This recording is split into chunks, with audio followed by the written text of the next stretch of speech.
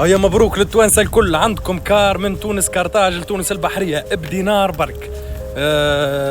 خطوه باهيه في تونس انك تهبط من الطياره تلقى كار تهزك. بالنسبه للعباد اللي ما عندهاش كهرباء واللي مش كاريه كهرباء، بيوس كيما في تركيا كيما في اوروبا كيما في البلدان الكل، يعني من ابسط الاشياء.